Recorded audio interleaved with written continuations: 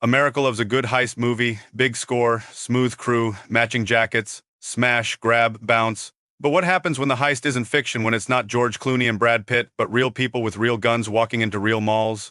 From 2014 to 2016, a robbery crew linked to the Inglewood Family Bloods pulled off a string of jewelry store heists that racked up over $6 million in stolen watches, diamonds, and cash. That's not a typo. 6 million. They hit stores in Beverly Hills, Century City, San Diego, 14 robberies in total. Broad daylight, hammers, stolen cars. In one case, they walked out with $1.6 million in Rolexes in under 2 minutes. This wasn't some chaotic smash and dash by amateurs. This was a well-oiled operation. They had scouts, getaway drivers, lookouts. They even used torpedoes, young guys recruited just for the job. Disposable, cheap, replaceable, and yeah, they had colors. Red rags, Bloods affiliation. Specifically, the Inglewood family set one of the most active in Southern California. But this story isn't just about gang life, it's about organization. It's about a parallel economy where crime pays until the feds catch up. And it's about what happens when systemic poverty meets luxury on display. In this video, we're breaking it all down: who these guys were, how they pulled it off, why the government came down hard, and what this case says about modern gangs, money, and America. Everything here comes straight from court records, federal indictments, and investigative reporting. No hype, no cap, just how it went down. August 2014, Century City Mall, Los Angeles. It's late morning, sun out, mall busy, security relaxed. Four men walk into a high-end watch store. 3 wear gloves and masks. One's got a hammer, another has a gun. They don't say much. First, the hammer goes to work smashing glass cases, Rolexes, Cartiers, Patek Philippe gone in seconds. One man points the gun toward the staff, not fired, just aimed, just enough to freeze everyone in place. 90 seconds, that's how long it takes. They're out the door into a stolen Dodge Charger and gone. The value: $1.6 million just from that one hit. This wasn't a one-off. It was the first in a series of 14 robberies that hit Southern California like a pattern no one could stop.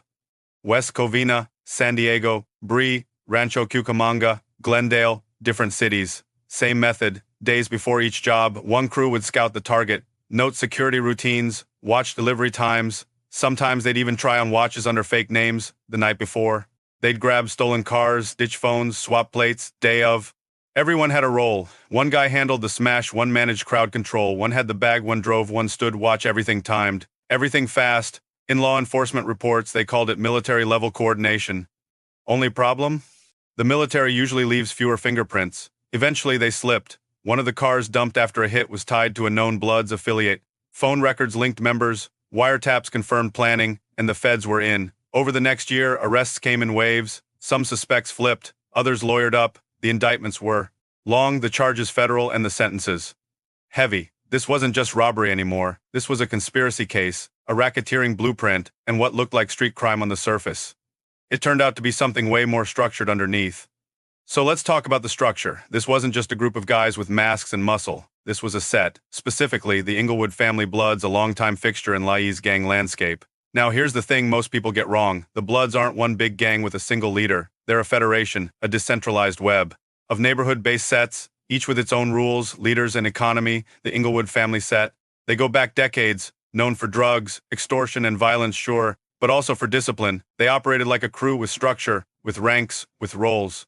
Some members handled traditional street business corners, crack, hand-to-hand. Others, they graduated to higher-level crimes, organized robbery, car theft, fraud, and high-end smash and grab. That's where this crew came in. You had the torpedoes, young guys brought in to do the actual dirty work. They got a few $100 per hit if they got caught. Disposable. Above them were the planners, guys like Daryl Dent JRB, a former baseball player turned coordinator. He picked the targets, arranged the fencing, and mapped the logistics. Then you had the scouts like Stanley Ford Baldhead, tasked with choosing the right store, casing it, and calling the shots on timing. Recruits came through local ties. Some were relatives, some were neighbors, some just needed money.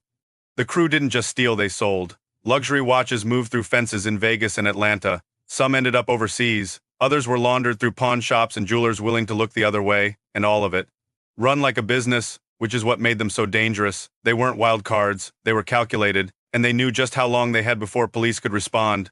The feds realized this wasn't gangbanging in the alley. This was criminal enterprise with gang branding. The red rags were still there, but the playbook had evolved. By 2016, smash and grab robberies were spiking all over California. High-end malls, luxury boutiques, even suburban strip centers, nothing was off limits. The public was rattled, and when the dollar amounts started making headlines, $500,000 here, $1 million, their politicians knew they had to look tough. Enter the federal government. What started as a local LAPD investigation quickly escalated. The Bureau of Alcohol, Tobacco, Firearms, and Explosives ATF took over. Not because these guys were just stealing watches, but because of how they were doing it, across state lines with guns, using organized tactics that made it a federal conspiracy, not just robbery. Both political parties jumped on the optics. Democrats rolled out statements about community violence prevention while quietly signing off on bigger budgets for gang task forces. Republicans pointed to the heists as proof that urban crime was out of control and blamed liberal cities for going soft on enforcement, but neither side questioned the deeper issue, why these crews existed in the first place.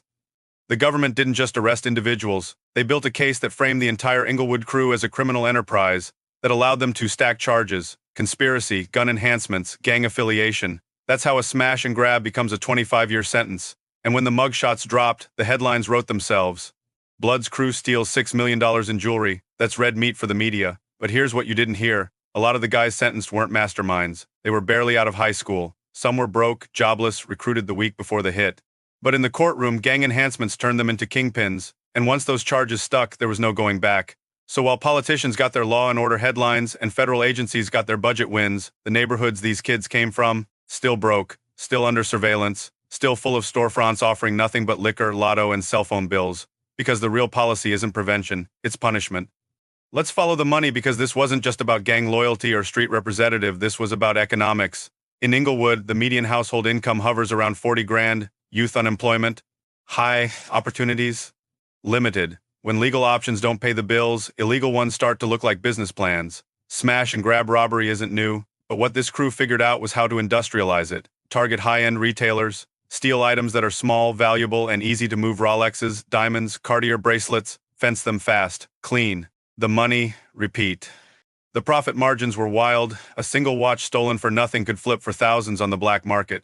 Some goods were moved out of state, others overseas. Fences in Vegas, Atlanta, even Houston bought in bulk. Some items went to shady jewelers, others to collectors who didn't ask questions.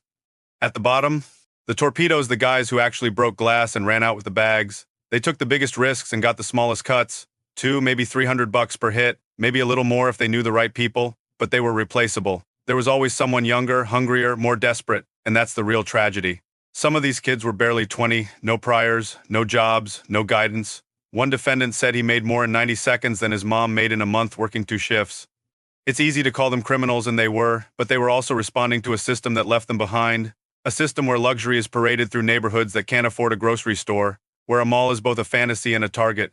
So yeah, they took the watches, but what they really wanted was a way out, and when they got caught, there was no safety net, just federal time. Hard years, families shattered, futures gone, all for a taste of something they were never meant to touch. And when the case finally hit the news cycle, the political spin machine kicked into high gear predictably. Conservatives called it a gang crisis, said it was proof liberal cities had lost control. Cable pundits shouted about lawlessness, demanded longer sentences, more cops, harsher charges, and Democrats. They walked a tightrope. Publicly, they condemned the violence. Privately, they approved funding increases for the very federal task forces rounding these kids up. Everyone had a narrative, no one had a solution. To law enforcement, this case was a trophy. Proof their surveillance, wiretaps, and undercover ops worked. To politicians, it was a podium. A moment to call for unity against crime without mentioning why crime like this happens in the first place. The media ran the story hard. Big numbers, mugshots, designer goods. It's old. It always sells. And the community? They watch the cycle repeat.